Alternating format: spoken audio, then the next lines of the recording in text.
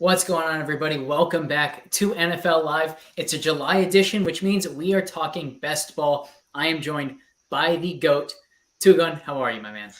Doing all right. It's exciting to have all this NFL going on this summer. Normally, I don't even care until September, early September, but I know I know all the players now. Like that's so rare for me. I'm the same way. The last few years have been just all about gearing up for DFS. In fact, I'm running an article in a couple days about week one DFS already. So we are in that time of the year. Of course, it's also related to it being the MLB All-Star break. But super excited for this show. We've got a lot of strategy discussion. And then we're also going to talk some specific players, some specific teams. Before we get into anything else, for those who watched us a little over a month ago, is there anything that stands out to you as a point of major change with you? You're an evolving opinion on either a player, stack, or even strategy since we last talked? I think it's mainly a lot of small players, like changes I made and like which players I'm targeting. Mm-hmm. I'm definitely still like New Orleans players. I talked a lot, I think, last time about like Desmond Ritter and Jordan Love, and while I do like that, still, I just feel like I'm on some other guys. Like all of a sudden, I feel like Magic Sportsbook kind of talked me into like trying to like get Devontae Adams more, and kind of like that and Jimmy G, because you can get Jimmy G like at the tail end. I don't love the San Francisco players in terms of their ADPs. I think they're all kind of a little frothy, but I do like Brock Purdy and Trey Lance because you can get them near the end. So I'm kind of trying to gear more towards these stacks that I feel like can have a high level of upside. And one player I feel like is a good value, which is generally the quarterback, not so much the position player. And in general, I've gone even more so like on DraftKings, like tending to fade the high end QBs to, like I'm not saying like I don't pick any QB, but like I try to start picking QBs around Justin Fields. I love Justin Fields a lot this year. I feel like if there's a player that I'm like the highest quarterback I'm targeting to a lot of my lineups, I feel like it's him, because I feel like he's the guy that's going to put those 40-point games that just smash his slate. Whereas the upside of like the Mahomes and the Josh Allens of the world are more the like they always put up at least 20 points. But I'd rather just have like three guys and one of them having a 40-point upside. 100%. I'm at 40% Devontae Adams so far in draft, so I was very happy to see that interaction between you and Kev earlier. When you are drafting Justin Fields, are you trying to stack him with all of his weapons? Are there any of his weapons that stand out to you as the best values? Or are you just saying, you know what, if this guy gets there, he's doing it with his legs, I don't really care about which skill guys I pair with him? Kind of more of the latter, but I definitely am stacking it with DJ Moore. So like if I can get his weapons, great. I don't really reach for them unless it's DJ Moore. I generally like to have one. There's like the one lineup I have like almost all of them, but in generally, I'm more just like I just like Justin Fields, and I feel like you don't really need to go much. You don't really need to draft a quarterback unless you're getting a great value, like before Justin Fields. Like I don't think there's any quarterback that has a higher upside in any game than he does. Is the way I look at it. Yeah, I agree completely there. I've actually paired Fields a ton with Darnell Mooney. Not necessarily because I think Mooney's going to have this huge year, but I feel like when he has his big weeks, they're going to be really big weeks. And he's in a price range where you just don't get the week-to-week upside from other guys in that range. So I like the way Mooney stands out. And, you hope that those spike weeks come in the playoffs when they're helping you advance and helping you get that big check. But even if they come in weeks, 5, 7, and 10 or something like that, they can still go a long way. So I like the Mooney pairing, but I love the Justin Fields call as a whole as well. Yeah, and I just kind of like another, I think, team that I'm kind of been targeting a little bit more is Colts players, just because like they just had such a horrible year, so they're all priced down. Yeah. But yeah, also what I liked what you were saying about Mooney, and I don't have that much Mooney to be clear, but what I like what you're saying, so I probably will have more Mooney after this, is that he's in that like that 120 to like 190. I almost view it as one big hodgepodge. There's not like I'm like, oh my god, I'm in the 150s or I'm in the 130s. Like they're all just equally mediocre players. Obviously they're great NFL players, but like you're out of that starter zone. Like if you're drafting running back there, he's probably not a starter. If you're drafting a wide receiver there, he's at best a wide receiver 2, maybe a wide receiver 3. So you're just there's just not like it's really easy to overthink. and to like freeze them and just go with ADP, whereas like, have some conviction and use some different guys there.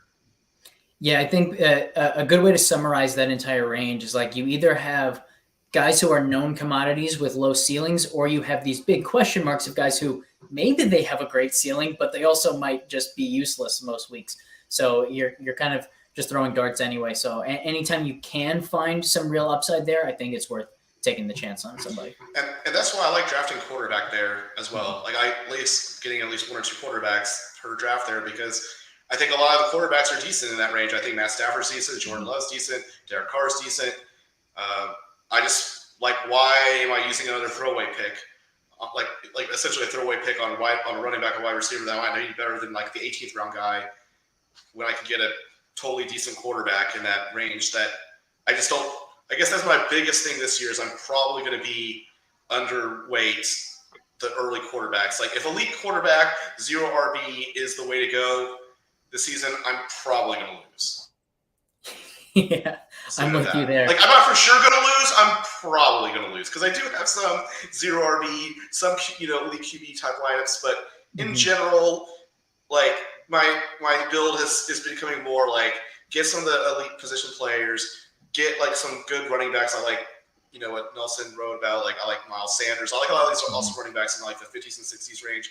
But like I don't like getting running backs after 110, 120. After that, I feel like it's just. I mean, I don't know. Maybe I just don't know backup running backs that well. But I feel like you're just hoping and praying, and I don't like that. Yeah, I'm with you there. It sounds like we have very similar roster constructions, including the fact that we both definitely seem to have a liking for the cheaper quarterbacks and cheaper stacks as well. We're going to return to that because first I want to talk a little bit about the 1.01 in drafts. I didn't really have a strong conviction in any direction when we last spoke. I now do. My 1.01 contrarian take here, Tyreek Hill. So let me break down this argument in a few ways. The first is I actually think just from the pick, the player and what he could do this year, I think there's merit to it. All right. Like he almost has an unmatched combination of a high PPR floor on a week-to-week basis with the ceiling that comes with the big playability. I think he got pretty unlucky when it came to touchdowns a season ago. Obviously was really hurt by the absence of Tua when Tua went down. So if we get a full season of Tua and he gets a little bit of touchdown luck coming his way, it's really not much of a stretch to say he could be the 1.01 this year. And then you also get just the narrative of, he wants to be the first guy to 2000. It's the second year with McDaniel's offense. So I really like Tyreek from that perspective. Where this pick kind of turns the corner for me and becomes one that I have a lot of conviction on is just a strategy argument. Curious your thoughts on this one.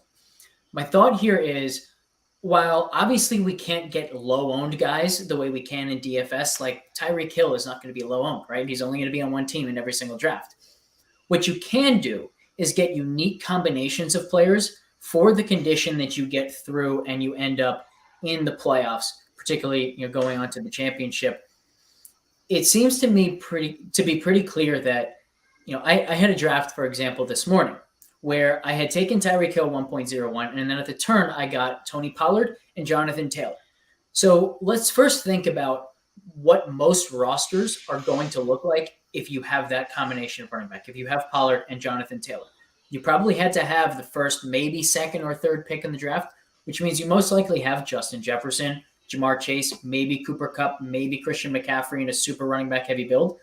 But very, very few of the Taylor-Pollard combinations are going to exist with Tyreek Hill, especially because where Tyreek Hill is going in most drafts, 4th, 5th, maybe 6th, you're extremely unlikely to be able to get either of Taylor or Pollard in the 3rd round with the 4th, 5th, or 6th pick.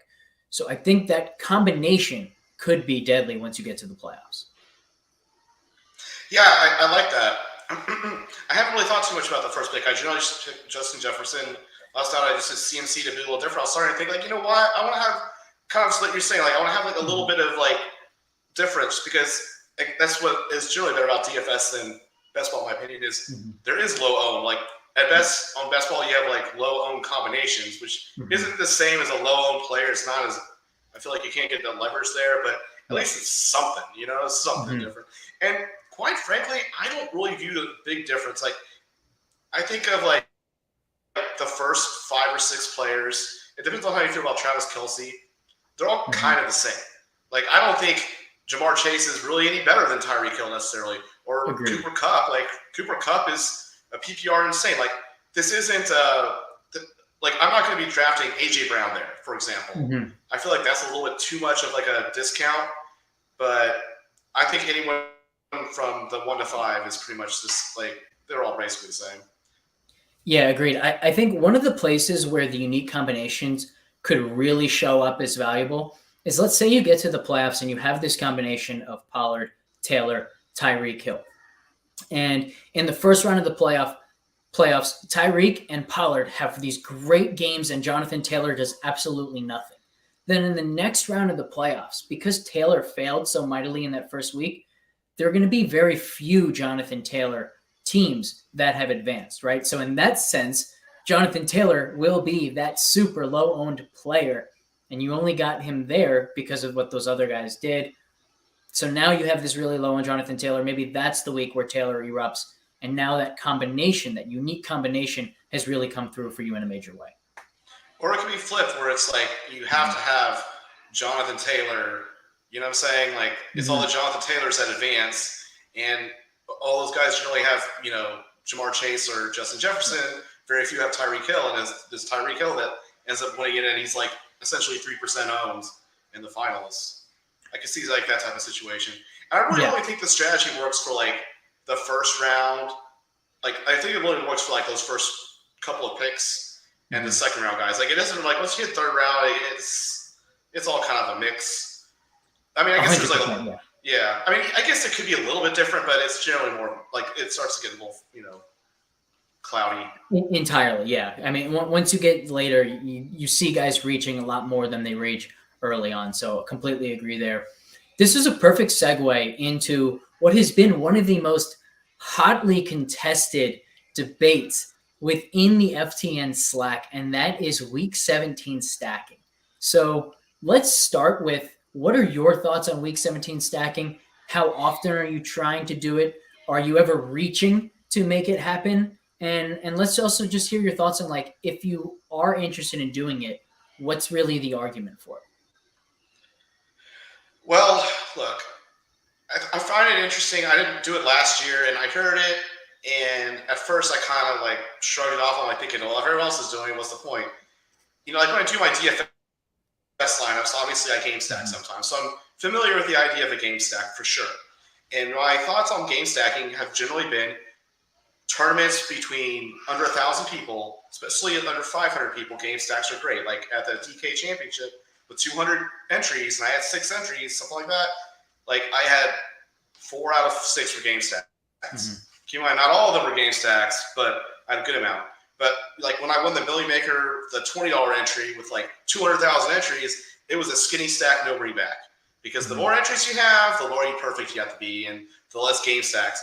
And we all know from DFS, sometimes game stacks work, sometimes they don't. And it doesn't even really matter what the size of the field is. It's just some weeks the game goes off, and sometimes the game does not go off.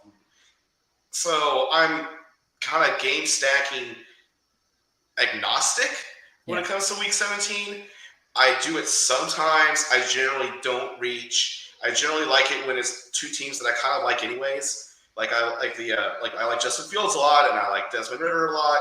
So yeah, sure, I'll stack the Chicago and Falcons because I like to stack the Bears and the Falcons anyways. The Rams and the Giants play that week, and I like Matt Stafford a lot, and I like Daniel Jones. He's hard to stack, but I like how you can just draft him, and then like you can get his guys like at the end. So he works kind of well with that because he's one of the few quarterbacks like that. So, but in terms of like, I'm not going to be trying to like do the Bengals Chiefs stack with everybody else. Like, come on, I don't care. Like, there's no point. But I think in this year, I prefer to just have 2 stacks in my lineup. Whether they're skinny or fat or whatever. I just like that I have 2 stacks, and I'm not really that thrilled or focused on it being Week 17 since the cat's kind of out of the bag on that. Yeah, I think that last point is so key. It's that there was absolutely a time where not enough people were doing it. And now I think we're at a time where too many people are doing it. And it comes back to this argument of finding ways to get unique combinations of players. And my argument against Week 17 stacks, and I fully recognize that this I wouldn't say I'm on an island with this, but I think if you're watching best ball strategy shows kind of around the industry, it has almost become a given within the discourse that Week 17 stacking is a sharp strategy. And at this point, I just completely disagree with it. And so the example that I keep coming back to is Dallas and Detroit play each other in Week 17. So imagine that you have a Dallas stack and a Detroit stack. Like you just said, I think the most common build is people are looking for two stacks within their lineup. That is certainly what I've been doing as well. So imagine that you have Dallas and Detroit, and you end up making the championship week in large part because your Dallas stack went completely nuts in Week 16.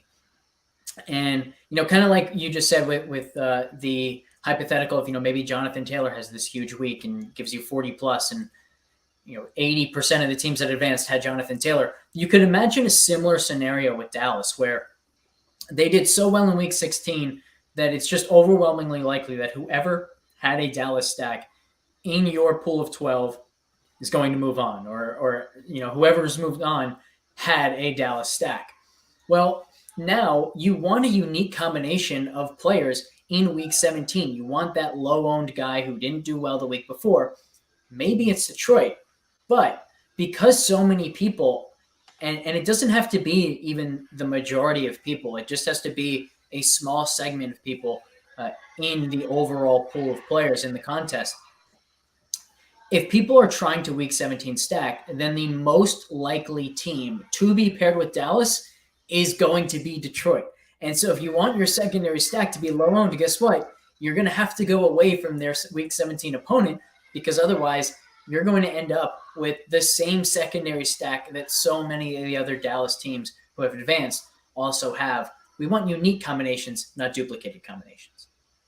Yeah, that's for sure. Something I've noticed, I haven't done like the stats on this. I just kind of like look through other people's lineups I draft. And some, I feel like you have a variety of best ball players right now, but there's definitely some that just heard an ad and draft them. They don't even stack at all. Like they look like a total doobie lineup. And then I think you have the people that are like listening to Twitter and everything, and then they Week 17 stack that much. So I can see that being a sort of issue where like those are the types of lineups you're going to end up seeing, and you're not going to just see people a whole lot. Almost like the less overthink of just like I'm going to make two stacks and we'll see what happens ends up being oddly contrarian because it requires the right amount of like Twitter and whatever knowledge. And I want to point out one thing is I generally like people in the industry overthinking and like thinking something is sharp and you have to do it. Whenever I talked about this on this podcast I was like, whenever I hear these DFS guys and these fantasy guys that I've basically been picking on the last 10 years of my life talk about you have to do something, and and these are guys that generally haven't won that much money. I'm like, all right, let's take the other side of this, because it's one of those things where, like you said, it sounds good in theory and everyone does it, and that's how you win, by taking the other side. And I've kind of done that through DFS, especially like generally my best winnings come late season, because that's what everyone's decided. Like, you have to do this year, you have to do that this year. If you're not going to do this and that, you're going to lose. And I'm like, screw it. I'm just going to kind of like when we talk about Mike Evans, and everyone's talking about how Mike Evans is dust, blah, blah, blah. And we're like, Mike Evans, 51 points. So I feel it is very much the same way. So I'm kind of more on your side from a theoretical standpoint about Game 17 stacking.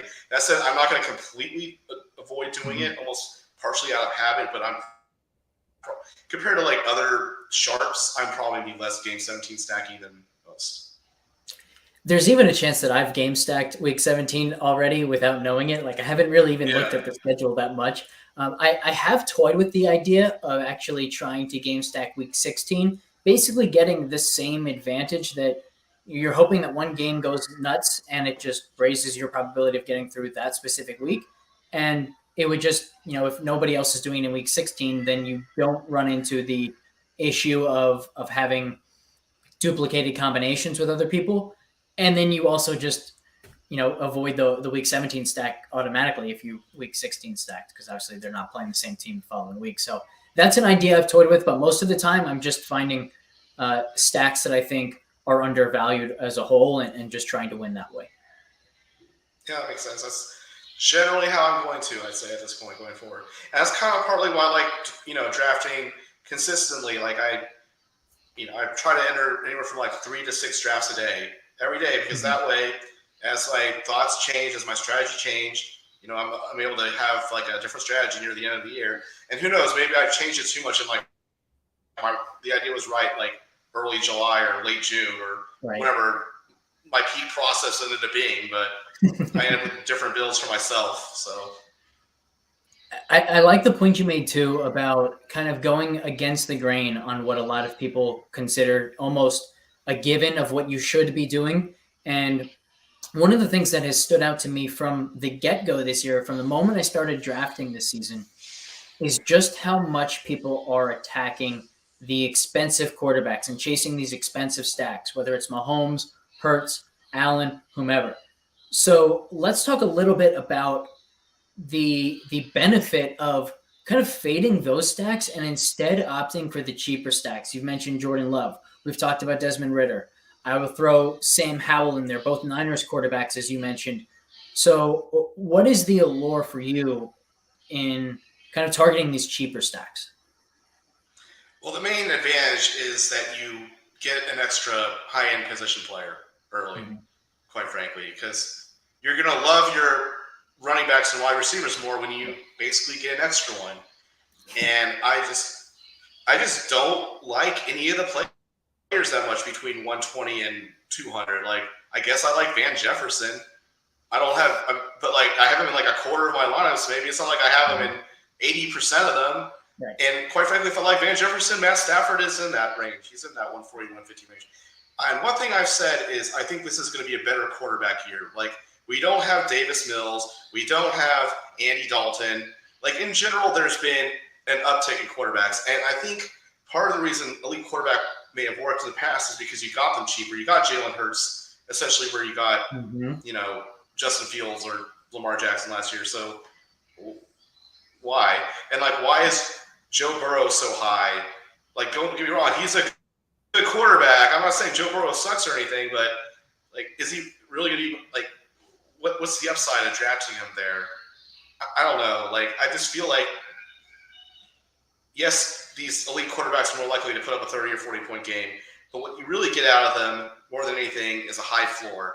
And I would rather just take 3 quarterbacks and roll the dice on a higher floor or a random ceiling game from them and kind of pick the quarterbacks where I can get the stacks I like. And the only exception to that is I really think Justin Fields, if there's one guy that can just like become like the highest, like by week 16, the highest dollar quarterback, it's Justin Fields. Like, he could be the highest dollar quarterback on DraftKings, week 10 and later. Like, watching that guy, I was just like, look, this guy he can just like be falling down and throw the ball 70 yards, or he can just run it. Like, he's a freak athlete. He had no help last year. He added DJ Moore. And the fact that they basically says, we don't really need a running back because we have Justin Fields, like, that really says something to me. Like, they're like, look, he is the offense. So that's the only quarterback where I'm like, look, I want to have like 15 to 20% Justin Fields. But other than that, I'm fine with the Derek Carrs of the world. And I think that they're perfectly decent. And I'd rather have another high-end position player because maybe, I'm just not so good at digging deep in the rough for the second and third strings, and maybe I just can't see it. Maybe I'm too chalky in the sense that I think everyone's going to be healthy, but I just rather have an extra player and let them have another 10th round pick. Agree completely. And I think another way to look at it is to kind of compare it to stacking in DFS. So I think what people are maybe a little bit more focused on when they stack is what happens when you get to the playoffs and hoping that your stack goes nuts in any given week and they help you advance to the next week, or it's week 17 and they help you get that championship trophy. But there's also an element of stacking that can really help improve your odds of getting to the playoffs in the first place. You only have a 1 in 12 chance. Like, that's a really, really important thing, just getting there. And one of the ways that you can do that is think about what you need from your team as a whole to be the one to advance. You need, on a consistent basis, for the guys that you drafted to outperform their draft position. So the guy that you took in the 7th round returns 3rd or 4th round value. The guy you took in the 9th returns 5th round value. The guy you took in the 11th returns 6th round value, et cetera, et cetera. And I think the easiest way to do that is to find these undervalued stacks that people are often afraid of. And so some really good examples, I think, right off the board. Washington comes to mind because if you look at McLaurin and Dotson, both of these guys, for how valuable they were last year, for Eric Bieniemy coming into town and potentially really boosting this offense, I have no idea how good or bad Sam Howell's going to be, but is he going to be worse than Carson Wentz and Taylor Heineke? Probably not. He might be better. We don't know. So the fact that these guys are being drafted at a point where it really wouldn't take much at all for them to almost dramatically outperform their current draft positions, it's such a great opportunity to go to those guys. And obviously, if those guys are going to outperform their draft position, there's a good chance that it's because Sam Howell outperforms his. So you get this like conditional probability correlation throughout the entire roster that your likelihood of being right on several of these guys dramatically outperforming their draft position just goes way up when you stack these teams that people are afraid to stack.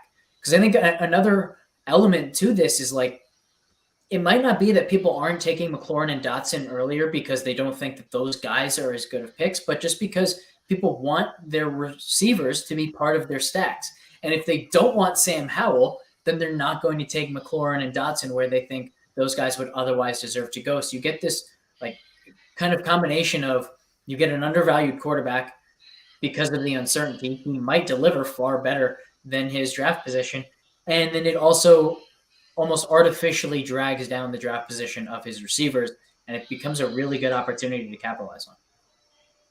Yeah, I mean, I agree completely with all that. I feel like I should have more of the Washington players. I generally don't. It just kind of how it hasn't happened, but that's basically the type of analysis I like.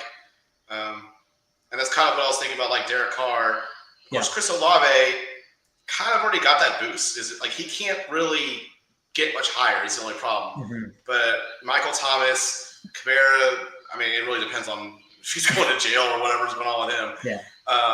But like Juwan Johnson, Rashid Shaheed, you can make the same argument for those guys. Yeah, I like all those guys a lot. Mm-hmm. And then you can talk about teams that were really bad, like with terrible quarterback play, like the Panthers didn't. I mean, I don't even know who the quarterback was near the end of the season. So when we talk about those bad rounds, those like where you can pick up Adam Thielen, it's like kind of like why not? Now I don't think it's hard to really expect that much out of the Panthers offense, like you could maybe out of the Commanders offense, but it is something to think about. And I think that's a great point because it's not even like I'm saying. But that's why I like the Rams players so much too. It's basically your analysis. Like Matt Stafford probably isn't going to get injured the whole season. So obviously Cooper Kupp is high up there, but if you want to try drafting him, kind of like how you draft Tyreek Hill. But all the other Rams weapons, that Cam Akers has gone he's kind of coming out of the closet in terms of like maybe that's the wrong word to use, but like he's jumped a lot. Since the last show I touted him, but even Van Jefferson's jumped, but I still think that in general all the Rams position players are good values because of that exact reason. Yeah, Nelson called Cam Akers another one of those potential this year's Josh Jacobs, so that will certainly boost his ADP as well. But I think a good takeaway from this conversation too is it's not just like all about, okay, if you're listening, it's not you should go into your next draft thinking, I want to stack the Commanders. I want to stack the Panthers or the Saints, whoever. There are so many of these offenses that fit the same bill. Throw the Falcons in there. Throw the Niners in there because people don't know if it's going to be Purdy or Lance. That you don't have to make like any one of these teams, one of your higher owned stacks, you can just get a really nice mix of all of them. And it takes the risk out of them all. And it just gives you the upside within every single one of your drafts. And so that's definitely the way that I've been drafting. As you said, Two Gun, like I'm really loading up on skill position players. I feel confident in saying I probably am the most aggressive, or at least one of the most aggressive in the industry on my tight end selections. Got so much Mark Andrews, so much Waller. Like I'm taking like Goddard and Njoku as my second tight end in a lot of drafts. There are some where Waller's my second to Mark Andrews. So loading up on skill position players, hoping I get one of these late round stacks correct, or 2 or 3, 4 of them, whatever it is. But I think that's definitely what I view as the best path to success this year. Why do you like Mark Andrews so much?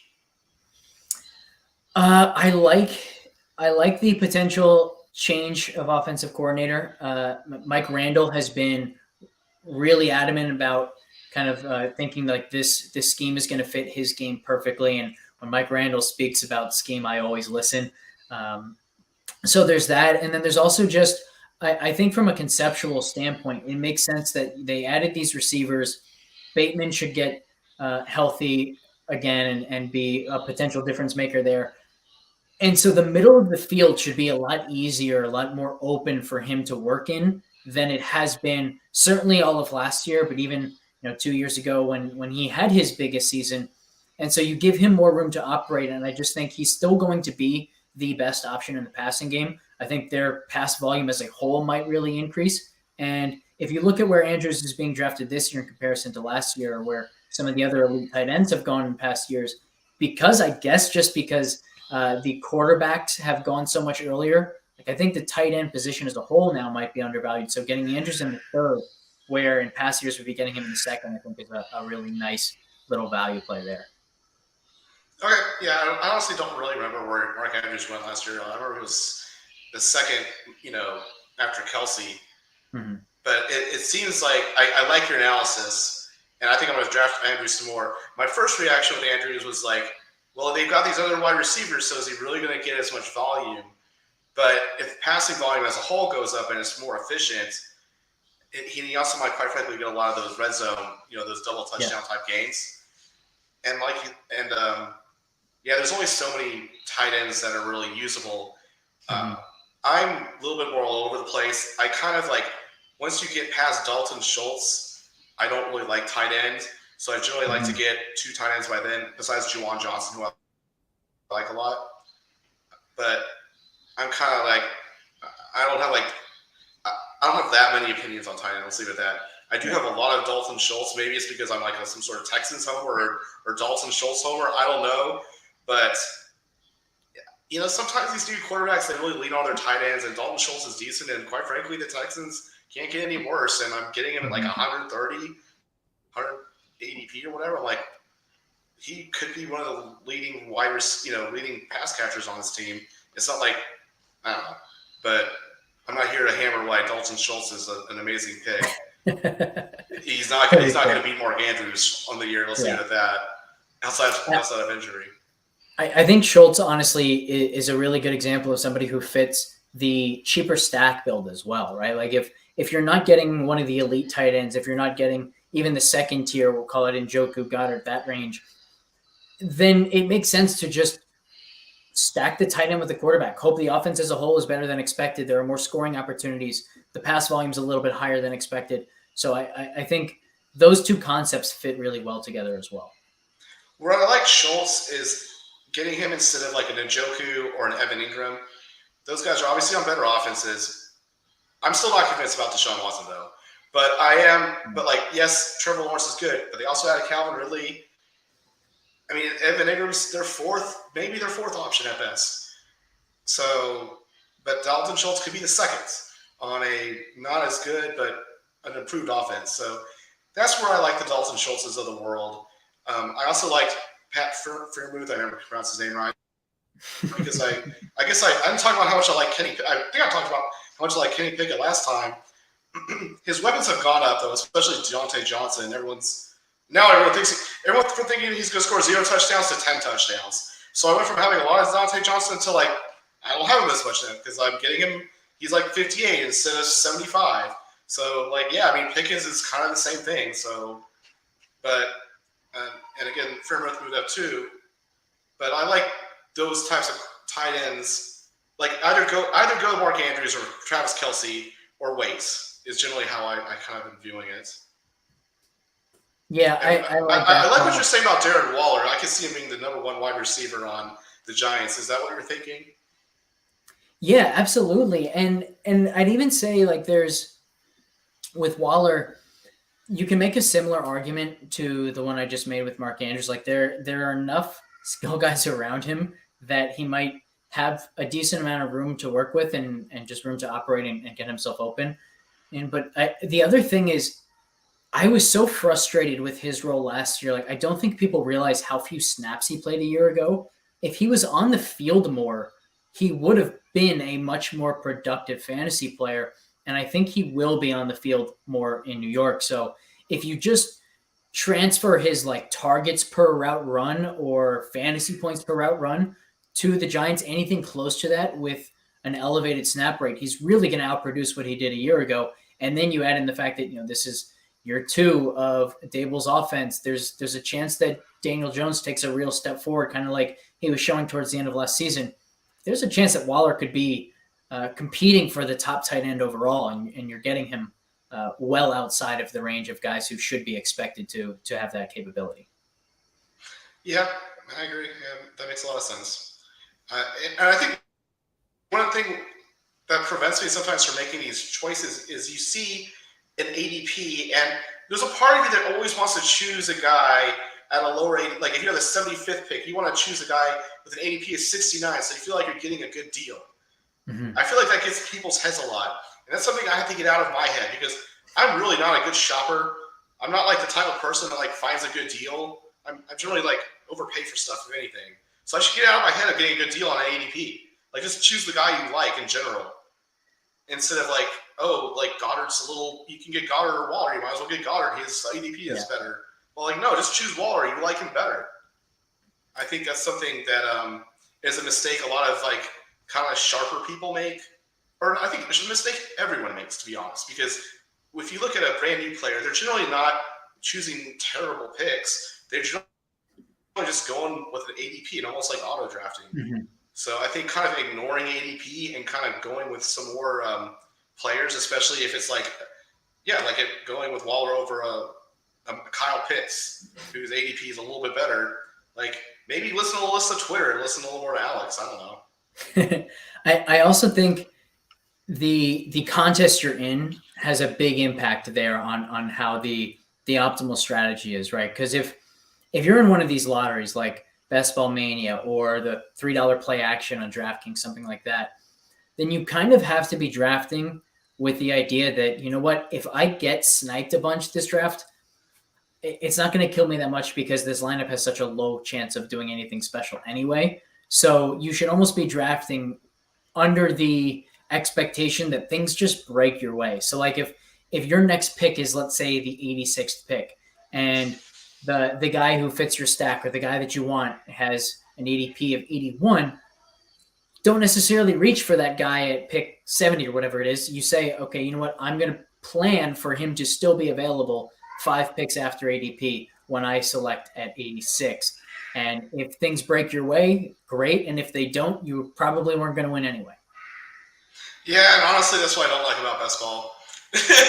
Versus DFS, it's like DFS, you have total control over everything, and you're not affected by other people's decisions, and especially like other people's drafts, like you're not a part of, like you're not affected by them. Mm-hmm. Fundamentally, that's just the difference between the two games. Yeah, that's something we talked about a little bit in the last episode. For those who didn't watch that one, maybe go check that out. We talked about the difference between best ball and DraftKings and best ball and Underdog, where certainly you're playing against more casual players on DraftKings, but the flip side of that is it's a little bit more predictable what your opponents are going to do on Underdog. So if you need if you have 2 Jets receivers already and Aaron Rodgers is coming up, you can be pretty confident on Underdog that no one's going to snipe Aaron Rodgers ahead of ADP because you have the 2 Jets that anybody wants. Whereas on DraftKings, somebody might say, oh, Aaron Rodgers is the best quarterback available. I'll just take Aaron Rodgers then, and you can get sniped a little bit more often. So another little wrinkle to be thinking about when you're deciding which place to play and all that. Yeah, for sure. I've gotten sniped on a few guys, and I'm just like, what? And sometimes it's like I remember I was doing a Dallas stack, and like I was trying to pick Dak around 98th or something like that, and someone picked him like 80. I'm like, what? Why? They didn't have any Cowboys or anything on the lineup. Like, why did they do that? Exactly. Maybe they wanted Gallup and Ferguson late or something like that. But yeah, maybe, I don't know.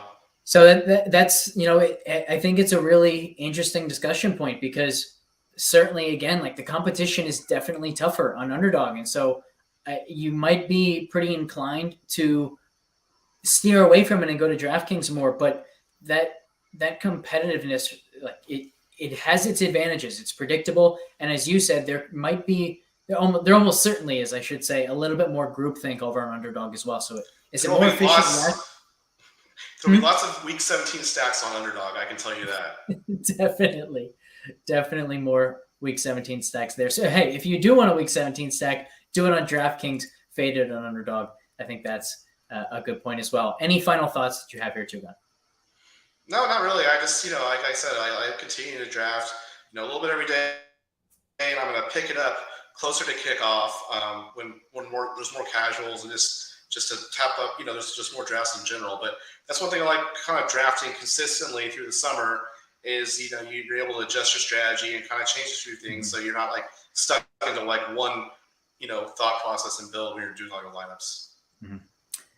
Hey, there have been lots of really exciting things going on at FTN. Check out all of the best ball content. We've got stuff going up every single week, almost every single day at this point. PGA is in full swing. We've got the Open Championship coming up in a couple weeks, so check that out.